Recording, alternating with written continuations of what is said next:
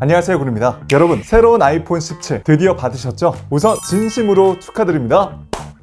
아마 이번 아이폰 17이 너무 잘 나와서 오랜만에 갤럭시에서 아이폰으로 변경하신 분들도 계실 텐데요. 그래서 오늘 새로운 아이폰 17 받자마자 반드시 해야 되는 초기 설정과 이번 iOS 26에서 완전히 달라진 핵심 변화점, 꿀팁까지 깔끔하게 정리해 드릴게요. 단언컨대 오늘 영상 끝까지 보시면 새로운 아이폰 남들보다 2배는 더 똑똑하게 쓸 수 있다 자신합니다. 첫 번째는 불량 체크입니다. 아이폰 17 큰맘 먹고 샀는데 어디 불량이 있으면 안 되겠죠. 외관상 어디 찍힌 부분은 없는지, 디스플레이 기스가 나진 않았는지, 카메라 안쪽에 먼지가 들어가 있지는 않은지, 버튼은 잘 눌리는지 꼼꼼히 체크하시고요. 외관상 문제가 없다면 앱스토어에서 콘닥터 플러스나 전용 불량 체크 앱을 다운받아 하드웨어 전체 진단을 해보세요. 혹시 만약에 제품에 이상이 있다면 애플 고객센터나 구매처에 연락해서 빠르게 환불 및 교환 조치 받으세요. 자, 이제부터 새로운 iOS 26 핵심 변화점과 반드시 해야 되는 초기 설정을 같이 알려드릴 건데요. 이번 아이폰 17의 가장 큰 변화점 중 하나가 완전히 새롭게 바뀐 리퀴드 글라스 UI입니다. 기본에 홈화면, 제어센터, 알림창까지 전부 유리처럼 반투명하게 바뀌었죠. 마치 실제 유리를 가져다 댄 것 같은 광택과 빛 반사, 굴절 효과가 적용이 되었는데요. 이게 화려하긴 하지만 가독성이 좀 떨어진다는 후기가 있어요. 그래서 혹시 만약에 나는 보는 게 불편하다 하시면요, 설정, 손쉬운 사용, 투명도 줄이기에서 바로 조정이 가능합니다. 자, 이어서 잠금화면 설정부터 해볼 건데요. 이번에 더욱 생동감 넘치는 잠금화면으로 꾸밀 수가 있는데, 잠금화면 빈 공간 길게 눌러 하단의 사용자와 여기서 상단에 시계 크기도 훨씬 더 키울 수도 있고요. 시계화면을 늘릴 때도 피사체 뒤로 시계가 들어가는 등 굉장히 감성적인 잠금화면을 만들 수가 있습니다. 원래 바로 밑에 붙어있던 위젯은 이렇게 아래로 내려서 위치 변경에 피사체 배경이 좀 더 잘 보이도록 할 수가 있습니다. 그리고 공간 사진으로 피사체와 배경을 분리해 입체적으로 만들 수가 있는데요. 이렇게 좌우로 돌리면 입체적인 느낌이 들어 굉장히 신기합니다. 그리고 옆쪽에 있는 점색 아이콘 누르면 배경 화면 확장을 눌러서 이렇게 자연스럽게 배경화면을 확장시켜서 피사체가 좀 더 잘 보이게끔 위치 배열도 가능하고요. 그리고 하단에 두 개 아이콘도 내가 자주 쓸 기능이나 앱으로 설정해 놓으시면 빠르게 사용할 수 있으니 편해요. 그리고 잠금화면 비밀번호, 이게 맨 처음 6자리로 설정해 놓고 쓰시는 분들 많은데요, 4자리로도 가능합니다. 이거는 설정, 페이스 아이디 및 암호, 아래 암호 변경에서 암호 옵션 4자리로 선택하시면 돼요. 참고로 이제 설정에서 검색을 할 때 원래는 매번 최상단으로 올려야지만 검색이 됐지만 이제는 하단에 검색 팝업 창이 생겨서 언제든지 빠르게 검색할 수 있게 바뀌었습니다. 자, 다음은 홈화면, 배경화면을 좀 더 이쁘게 바꿔보도록 하겠습니다. 화면 빈 공간을 길게 꾹 눌렀을 때 상단부 편집이 나오는데, 눌러서 사용자를 누르면 이제 투명 모드가 생겨서 유리처럼 광택감 있게 투명한 형태로 앱 아이콘들이 변경이 되고요. 틴트를 눌러서 단일색으로 전체 다 어떤 색상을 할 건지 변경할 수 있습니다. 개인적으로 저는 이런 틴트 감성을 좀 안 좋아해서 그냥 투명 상태로 놓고 쓰고 있고요. 원래 기존에 아이콘 색감이 좋다 하시면은 기본과 다크 모드로 쓰시면 되겠습니다. 개인적으로 원래 앱 아이콘 색상에 리퀴드 글라스 느낌만 내고 싶은데 그게 안 되니까 조금 아쉽긴 하더라고요. 그리고 사용자와 우측에 작은 네모, 큰 네모 있는 아이콘을 누르면 앱 이름도 숨길 수가 있으니까 깔끔하게 쓰신 분들은 이거 꿀팁으로 가져가시고요. 자, 다음은 제어 센터인데요. 제어 센터는 화면 우측 상단에서 아래로 내리면 나오는데, 여기서 좌측 상단에 플러스 아이콘 눌러서 내가 자주 쓸 기능들을 위치 조정하시거나 크기를 키우거나 줄일 수도 있어요. 만약 추가로 더 기능을 쓰고 싶다면 아래 제어 항목 추가를 눌러서 내가 자주 쓸 기능을 등록하시면 됩니다. 한 가지 꿀팁으로 단축어 앱 열기에서 내가 자주 사용할 앱을 설정하면 제어 센터에서 빠르게 앱 실행이 가능하니까 셀피 많이 찍으신 분들은 자주 쓸 카메라 앱을 등록하면 좋겠죠. 참고로 페이지를 넘기면 빠르게 통신이나 뮤직, 홈 제어 기능을 쓸 수가 있는데, 똑같이 상단에 플러스 아이콘 눌러서 기능을 빼고 전체 위치 변경도 가능하니까 내 편의대로 바꾸시면 됩니다. 그럼 이어서 카메라 초기 설정 및 꿀팁 알려드릴게요. 카메라는 측면 카메라 컨트롤 버튼을 한번 누르면 빠르게 실행이 가능한데요. 우선 이번 iOS 26에서 UI가 많이 바뀌었습니다. 하단에 비디오 사진으로 메뉴가 간략하게 나오는데, 좌우측을 넘겨서 똑같이 시네마틱, 슬로우 모션, 인물 사진 기능을 쓸 수가 있고요. 동영상에선 해상도와 프레임을 정하는 위치가 좌측 상단으로 이동했고, 반대로 플래시와 노출, 액션 모드 기능도 여기서 끄고 켤 수가 있습니다. 동영상은 내가 자주 쓸 해상도와 프레임으로 빠르게 촬영을 원하시면 설정, 카메라, 하단에 비디오 녹화에서 내가 자주 쓸 해상도와 프레임을 설정하시면 돼요. 저는 4K 30프레임으로 찍는 게 좋아서 이렇게 설정했는데, 이렇게 하면 용량 차지를 정말 많이 하기 때문에 일상적으로 찍으시거나 릴스 등 짧은 영상을 주로 만드시는 분들은 풀 HD 정도로 놓고 쓰셔도 충분합니다. 그리고 뒤에 숫자 30fps, 60fps라고 되어 있는 거는 숫자를 높이면 높일수록 훨씬 더 부드럽게 영상을 찍을 수가 있으니까 좀 더 역동적인 느낌이나 슬로우 모션을 영상 만들 때 쓰시면 좋을 것 같아요. 역시나 이것도 개인 취향별로 설정해 주세요. 자, 이렇게 설정해 놓으면 내가 매번 카메라를 켤 때마다 굳이 프레임과 해상도를 바꿀 필요가 없으니까 정말 편합니다. 자, 그리고 하단부에 HDR 비디오, 이 설정은 웬만하면 꺼두세요. 이건 하이 다이나믹 레인지라고 해서 마치 우리 눈으로 보는 것 같은 빛의 반응을 표현할 수 있는 고해상도 10비트 고명암 대비 비디오를 촬영할 수 있는 건데, 실제 일상적으로 쓸 때 굳이 쉽고, 무엇보다 이걸로 찍고 나서 컴퓨터로 옮길 때 편집해 보신 분들 아시겠지만 빛이 너무 쨍하거나 색상이 어색한 걸 확인할 수 있어요. 물론 요즘은 윈도우 PC나 편집 프로그램에서도 해당 코덱을 많이 지원하긴 하는데 번거로울 수가 있으니까요. 이건 아이폰 내부에서만 보실 분들은 켜놓으시고, 저처럼 영상 편집하시는 분들, 컴퓨터로 옮겨서 쓰실 분들은 꺼주시길 권장드려요. 그리고 자동 FPS, 이것도 꺼주시길 권장드립니다. 너무 어두운 환경에서 이걸 켜봤자 큰 도움이 안 되기 때문이에요. 자, 그리고 화이트 밸런스 잠금은 켜두시길 권장드리는 게, 비디오 촬영 시 노랗고 파랗고 주변 환경에 따라 색감이 변하게 되는 걸 이걸 처음 찍었을 때 화이트 밸런스를 잠궈줘서 나중에 편집하기에도 좋습니다. 자, 그리고 상단에 카메라 컨트롤도 나한테 딱 맞게 설정할게요. 우선 카메라 빠르게 실행할 때 한 번 누르기를 할 건지 두 번 누르기를 할 건지 여기서 선택이 가능하고요. 화면이 꺼진 상태에서도 화면을 켜야 설정을 꺼두시면 돼요. 또 하단에 제어 항목에서 사용자와를 눌러 내가 제스처 기능으로 어떤 기능을 쓰고 뺄 건지 정할 수 있습니다. 가장 많이 쓰는 거는 제스처로 줌아웃 인일 텐데요. 카메라 컨트롤 버튼을 살짝만 누르면 줌아웃 기능을 쓸 수가 있고, 한 번 더 누르면 노출, 심도, 카메라 등 다양한 기능을 컨트롤할 수 있습니다. 이건 자주 쓸 기능으로 설정하시면 되고요. 그리고 초점 및 노출 고정 활성화 해놓으시면 카메라 컨트롤을 살짝 누르고 유지하면 초점과 노출을 유지해주니까 원하시면 켜주세요. 그리고 길게 누르기로 비주얼 인텔리전스 켜놓고 쓰시기 바랍니다. 이건 카메라를 통해서 AI와 대화하며 제품에 대해 물어본다든지 옷을 추천받는다든지 다양한 상황에서 질문과 답을 얻을 수 있는 AI 기능인데요. 솔직히 아직까지 챗 GPT만큼 똑똑한가 그런 느낌을 못 받아서 전 잘 쓰고 있지는 않아요. 한 가지 꿀팁으로 볼륨 위에 버튼과 측면 버튼을 눌러서 스크린샷, 화면 캡처를 하면 갤럭시 서큐트 서치 영역처럼 선택 영역을 잡아서 챗 GPT한테 물어볼 수도 있어요. 외국 사이트에서 번역도 가능합니다. 해외 나갔을 때 메뉴판 검색할 때나 인터넷을 보다가 내가 궁금한 물건 찾기에도 좋아요. 그리고 하단에 소리 녹음해 갑니다. 기본은 공간 음향으로 되어 있는데 이건 말 그대로 입체적으로 소리를 녹음하는 기술이에요. 실제 촬영한 영상을 눌러서 편집을 해보면 아래에서 다양한 음향 설정을 할 수가 있고요. 공연이라든지 여행, 자연 풍경 등 현장감을 전달하고 싶으신 분들은 켜두시고, 브이로그나 저처럼 대화, 말소리 위주로 녹음하신다면 잡음이 많아져서 목소리가 묻힐 가능성이 있기 때문에 스테레오로 놓고 쓰시길 바랍니다. 포맷은 고효율성으로 해주셔도 요즘 윈도우 자체 내에서도 호환이 되기 때문에 문제는 없을 텐데, 간혹 내 윈도우 컴퓨터에서 혹시나 재생이 안 되거나 불러지지 않는다면 높은 호환성으로 해주시면 됩니다. 그리고 아래의 사진 모드도 24메가픽셀로 해주셔야 아이폰 17 최상의 화질로 사진을 찍을 수가 있으니까 해놓으시고요. 또 프로 모드에선 프로 로우 및 해상도 제어기 이 기능이 있는데 켜주시면은 최대 해상도로 찍을 수가 있으니까 켜주시길 권장드려요. 아래의 프로레즈, 이거는 사실 전문적인 비디오 작업하신 분들 위해서만 나온 기능이기 때문에 일반인 분들은 쓸 일이 없어서 꺼두셔도 됩니다. 자, 그리고 QR코드 스캔, 이거는 켜두셔야 밖에서 우리가 이벤트 할 때 QR코드 스캔해서 참여하는 경우가 많잖아요. 그러니까 켜놓으시고요. 하단에 감지된 텍스트와 격자 수중기, 전면 카메라 좌우 방향 유지는 모두 다 켜주세요. 이러면 카메라로 텍스트 인식이 되니까 문서 찍을 때 편하고, 격자와 수중기로 피사체 구도 잡기가 쉬워져서 훨씬 더 좋은 사진 결과물을 만날 수가 있습니다. 참고로 인물 잘 나오는 꿀팁을 드리면 가운데 네모칸 꼭지점 4개에 피사체가 들어갈 수 있게 해주세요. 그러면 정말 아무리 사진을 못 찍는 똥손이어도 웬만하면 인물이 이쁘게 나옵니다. 그리고 전신을 찍을 때는 화면 하단부 밑변에다가 발 부분을 맞춰주시면 비율이 좋게 나오니까 이것도 꿀팁으로 가져가세요. 그리고 전면 카메라 좌우 방향 유지를 켜야 내가 화면 보이는 모습 그대로 찍을 수가 있으니까 어색하지 않습니다. 마지막으로 사진 모드에서의 인물 사진, 이걸 켜놓으시면요, 일반 사진 모드에서도 인물이나 피사체가 두드러져 보이는 인물 사진을 빠르게 찍을 수가 있으니까 이건 켜두시기 바래요. 그리고 프로는 후면에 라이더 센서가 있는데 이거 활용하는 꿀팁 알려드릴게요. 홈화면 아무데서나 아래로 쓸어 내려서 측정 검색해 보시면 측정이 있는데 안쪽에 들어와 주세요. 그럼 여기서 라이더 센서를 통해서 거리를 측정할 수 있고 수평계 기능을 쓸 수가 있기 때문에 내 주변에 자가 없는데 임시로 대강 길이를 측정하고 싶다면 이 기능을 쓰시면 됩니다. 그리고 갤러리도 UI가 많이 바뀌었는데요, 이제 상단에 삼선 아이콘 눌러서 필터를 통해 즐겨찾기 및 비디오 스크린샷도 빠르게 구분해서 볼 수가 있고요. 모음에 가도 다양한 유형 및 제한된 목록을 확인해 볼 수 있는데 하단에 재정렬에서 내가 원하는 순서로 변경도 가능합니다. 다음은 전화와 메시지입니다. 우선 이번에 드디어 전화통화 목록을 눌러도 전화가 되지가 않습니다. 기존에는 목록만 눌러도 통화가 걸려서 난감할 때가 많았는데요, 이제는 우측 전화 아이콘을 눌러야만 통화가 연결이 됩니다.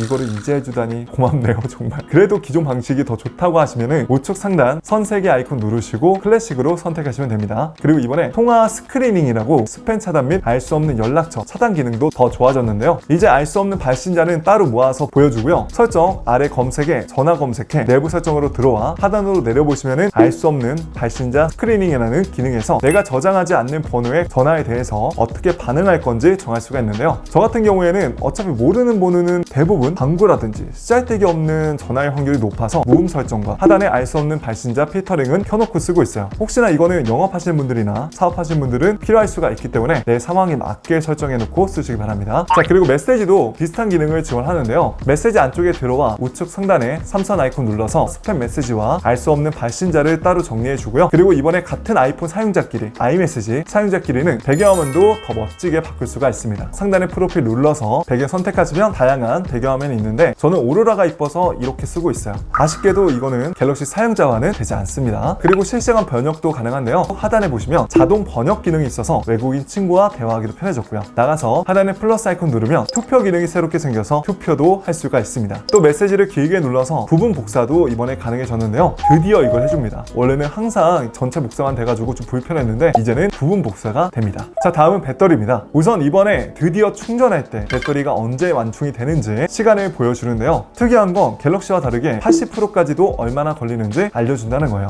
이것도 설정, 배터리에 들어오면 하단에 배터리 잔량 표시 퍼센트지를 숫자로 표시할 수 있는 설정이 있는데 잔량 표시 설정 켜주시고요. 위에 충전을 눌러 최대 충전 한도도 설정할 수가 있는데 아이폰에서 공식으로 80%까지 충전 한도를 설정해 놓길 권장하지만 저는 솔직히 100%가 속편해서 100%로 놓고 쓰고 있고요. 아래 최적화된 배터리 충전을 활성화해 놓으면 내가 충전하면서 자는 시간처럼 장시간 스마트폰을 사용하지 않을 때 80% 이상 충전이 되며 기다렸다가 사용자가 기기를 사용하는 시간, 즉 일어나는 시간에 맞춰서 나머지를 충전하는 기능이 들어갔으니까 이건 배터리 부담을 줄이기 위해서 켜놓고 쓰시길 권장드려요. 그리고 다시 나가서 하단에 전력 모드에 갑니다. 그럼 적응형 전력 모드라는 게 이번에 생겼는데요. 이건 전력 모드와 일반 모드 중간이라 보시면 됩니다. 아래 설명처럼 배터리 사용량이 평소보다 많을 때 아이폰 디스플레이 밝기를 낮추거나 일부 활동의 처리 속도를 늦추거나 배터리 잔량이 20%에 이르렀을 때는 저전력 모드를 자동으로 켜주는 기능이에요. 배터리 용량이 얼마 안 남아서 불안할 때, 그렇다고 저전력 모드는 켜기 싫을 때 켜놓으면 좋겠죠. 자, 그리고 여기서 한 가지 꿀팁으로 나중에 아이폰을 중고로 사고 팔 때 가장 중요한 포인트를 알려드릴게요. 바로 배터리 성능 상태에서 성능 최대치가 몇 퍼센트인지 확인하는 겁니다. 이게 퍼센트지에 따라 중고가 가격 차이가 심하거든요. 그럼 우린 이 성능 최대치를 항상 높게 써야 나중에 중고가 방어에도 유리하겠죠. 그래서 이거를 유지시킬 수 있는 가장 좋은 방법은 방전이 되지 않게 하는 겁니다. 리튬이온 배터리 특성상 가장 최악은 배터리 방전이 되는 건데요. 방전이 될 때마다 내 스마트폰 배터리 수명이 확연하게 주는구나, 이거를 꼭 기억해 주세요. 그래서 최대한 배터리 방전이 되지 않게 해놓으시거나 장시간 내가 사용하지 않을 때는 아예 전원을 꺼놓으시길 바랍니다. 그리고 일상적으로 쓴다면 방전이 되지 않게 자주 충전해 주시는 게 좋아요. 그래서 제가 지난번에 아이폰과 갤럭시 배터리 테스트할 때 모두 다 방전을 시켰잖아요. 이게 내 스마트폰 중고가를 깎아먹는 행동이라는 거, 그만큼 제가 희생해서 배터리 테스트를 했다라는 거를 알아주시면 감사하겠습니다. 그리고 배터리 은근 귀신같이 잡아먹는 설정도 꺼둘 건데요. 첫 번째는 위치 서비스를 꺼둘게요. 설정, 개인정보 보호 및 보안에서 위치 서비스에 가줍니다. 그럼 아마 대부분 사용하는 동안으로 되어 있을 텐데 이게 만약 항상으로 되어 있다면 아예 꺼주시거나 최소한 사용하는 동안으로 바꿔주세요. 이건 나의 위치를 찾는 GPS 기능으로 배터리를 빨리 닳게 하고 개인정보 보호에도 악영향이 있을 수 있습니다. 시스템 서비스에서도 나의 위치 공유 꺼주셔도 되고요. 제한 및 검색도 필요 없고 홈키트도 IoT 기기 안 쓰시면 꺼두시고요. 경로 찾기 및 교통량도 아이폰 지도 앱에서 쓰는 건데 국내에서 대부분 네이버나 카카오 지도를 많이 쓰시기 때문에 사실상 의미가 없어서 꺼두셔도 됩니다. 그리고 다시 나가서 개인정보 보호 및 보안 추적에 들어와 앱이 추적을 허용하도록 허용, 이것도 필요가 없는 기능은 다 꺼주세요. 특히 지금 배터리를 최대한 절약해야 되는 상황이라면 잠시라도 꺼두시면 좋습니다. 그리고 개인정보 보호 및 보안에 가서 가장 하단부로 목록을 쭉 내려보시면 분석 및 향상 탭이 있는데 여기서 모든 공유를 꺼주세요. 이건 개발자나 애플한테 내 데이터를 공유하는 건데 굳이 쉽죠. 그리고 하단에 애플 광고, 개인 맞춤형 광고도 꺼주시는 게 좋습니다. 자, 다음은 사파리입니다. 사파리 UI도 많이 바뀌었죠. 우선 스크롤할 때 자연스럽게 하단부에 플로팅 메뉴바, 주소창이 좀 더 유려하게 변경이 되었고요. 기존에 있던 메뉴 버튼은 우측 점세개 아이콘 눌러서 똑같이 공유, 즐겨찾기, 추가 기능을 쓸 수가 있습니다. 아이폰은 사이트 주소창에 누르면 이렇게 내가 즐겨찾기한 페이지를 볼 수가 있다는 거 다들 아시죠? 여기서 사이트 삭제를 하려면 꼭 눌러서 하단에 삭제 버튼을 누르시면 됩니다. 그리고 부가적으로 이번 iOS 26에선 에어팟을 카메라 리모컨처럼 사용이 가능해졌고요. 미리 보기 기능이 새로 자연스럽게 추가돼서 이미지 파일 문서 스캔도 가능해졌습니다. 그 밖에 여러 가지 기능들이 있지만 제가 생각했을 때 가장 대중적이고 유용한 핵심 기능은 이 정도라 생각해서 추천드리고요. 이어서 가장 기본적인 초기 설정 및 꿀팁 몇 가지 알려드리고 마무리 짓겠습니다. 자, 우선 내 아이폰 이름 설정할게요. 설정 일반에 들어와 상단에 정보에 갑니다. 가장 최상단에 이름 눌러서 나만의 특별한 아이폰 17 이름으로 바꿔주세요. 이래야 나중에 블루투스 페어링 할 때, 에어드랍 할 때도 훨씬 더 구분하기 편합니다. 자, 다음은 디스플레이 설정입니다. 설정 디스플레이 및 밝게 들어와 라이트 모드, 다크 모드를 설정할 수가 있는데요. 많은 분들 알고 계시겠지만 다크 모드를 쓰게 되면 이점이 어두운 곳에서도 눈부시 방지를 줄일 수가 있고요. 배터리 사용량도 미세하지만 약간 더 늘릴 수가 있습니다. 근데 만약 나는 낮에는 라이트 모드, 밤에만 다크 모드를 쓰고 싶어 하시면요, 아래 자동으로 켜주시고 옵션에서 상세 시간을 정하시면 됩니다. 그 아래 나이트 시프트랑 트루톤, 이거는 둘 다 꺼놓고 사용하시길 바랄게요. 트루톤을 켜면 주변 색 온도에 맞춰서 화면 색 온도가 자동으로 바뀌는데 이게 우리나라 환경에서는 좀 심하게 노란색 화면으로 좀 보여서 별로 보기가 좋지 않더라고요. 그래서 원래 디스플레이 색상대로 보시려면 끔으로 놓고 쓰시기 바라고요. 나이트 시프트도 수면에 도움을 줄 수 있는 블루라이트를 차단해주는 기능이라고 보시면 되는데 이것도 굳이 싶으신 분들은 꺼놓고 쓰시기 바랍니다. 텍스트 크기에서 나한테 딱 맞게끔 시스템 폰트 크기를 줄이거나 킬 수도 있고요. 그리고 이번에 일반 모드에도 아래 화면 상세 표시가 떠 있을 텐데 이건 꺼진 화면에서도 최소 밝기로 시계나 배경 화면이 보이는 올레이전 디스플레이 AOD입니다. 그래서 스마트폰을 거치해 놓고 쓸 때도 훨씬 더 감성적으로 놓고 쓸 수가 있고요. 어두운 영화관에서 잠깐 시계를 보기에도 괜찮은데 이것도 은근 배터리를 소량 잡아먹거든요. 그래서 조금이라도 배터리를 아끼고 싶다면 이 기능을 꺼두시면 됩니다. 다음은 자동 밝기예요. 제작 상태에서 분명히 이렇게 화면 밝기를 켜웠는데 시간이 지나고 나서 보니까 환경이 바뀌면서 그런지 자동 밝기가 엄청 내려가서 어둡게 보여 불편하신 분들 있거든요. 그렇다면 설정, 손쉬운 사용, 디스플레이 및 텍스트 크기에서 자동 밝기를 꺼주시면 됩니다. 자, 다음은 아이클라우드 설정입니다. 계정에 들어오셔서 가운데 아이클라우드가 있는데 눌러주세요. 어떤 분들은 이걸 끄시는데 이걸 무조건 끄는 게 정답이다 라고 하는 게 어렵습니다. 이거는 나는 아이클라우드 기본 용량만 쓰고 유료 구독도 안 한다면 어차피 기본 용량도 매우 적어서 의미가 없기 때문에 따로 데이터 백업을 잘 하고 계시거나 클라우드 굳이 싶다 하신 분들은 가운데 사진 아이폰 동기화를 꺼주세요. 이건 내가 찍은 사진이나 영상을 아이클라우드에 자동으로 백업시켜 놓고 기기에 삭제해 놓은 다음에 다시 데이터를 불러오는 방식인데요. 장점은 내 아이폰 용량이 작아도 클라우드 데이터를 이용해서 용량 걱정 없이 쓸 수 있다는 점과 클라우드에 자동으로 저장이 되기 때문에 데이터를 안전하게 보관할 수 있다는 장점이 있지만 매 순간 데이터를 사용해서 배터리가 빨리 소모됩니다. 이건 저처럼 추가 용량을 유료 결제해서 쓰시는 분들만 켜놓으시길 권장드려요. 제가 일부러 다른 분들 영상 싹 다 봤는데 이만큼 디테일하게 아이클라우드 동기화에 대해서 알려주는 사람 없더라고요. 그러니 좋아요 한 번씩만 눌러서 많은 분들에게 이 영상 공유될 수 있도록 도와주세요. 자, 다음은 키보드 설정입니다. 설정, 일반 키보드에 들어오셔서 텍스트 대체에 가주세요. 그럼 여기서 이렇게 초성만 입력해 빠르게 문장을 쓸 수 있는 기능을 설정할 수가 있는데 우리가 평소 자주 쓰는 주소라든지 메일, 연락처, 계좌번호 등 위에 플러스 아이콘을 눌러서 만약 주소를 빠르게 입력하고 싶다면 문구에 주소를 입력하시고 구분하기 편한 초성, 지읒, 시읒을 단축키로 설정하시면 이렇게 지읒, 시읒만 입력해도 빠르게 주소를 입력할 수가 있습니다. 이거 너무 편한 기능이니까 메일이나 주소, 연락처, 계좌번호 등 자주 쓸 정보 등을 등록해서 사용하세요. 그리고 아래 자동 수정, 이건 꺼두시기 바랍니다. 생각보다 자동으로 수정되는 개입이 심한 편이라 오히려 타이핑 치시기가 많이 불편하실 거예요. 아래 자동 완성 텍스트도 마찬가지 이유로 꺼두시기 바라고요. 영어도 맨 처음에 무조건 대문자로 입력이 되는 게 싫다면 자동 대문자를 꺼두시면 됩니다. 그리고 갤럭시에서 아이폰 넘어오신 분들은 아이폰이 숫자 넘패드가 없다 보니까 많이 불편하다 하실 수 있는데요. 기본적으로 숫자 키를 꼭 누른 상태에서 숫자를 쓰고 떼면은 다시 한글 넘패드로 돌아오니까 편합니다. 나는 만약에 원래 있던 갤럭시 키보드처럼 쓰고 싶다면 네이버 스마트보드도 괜찮습니다.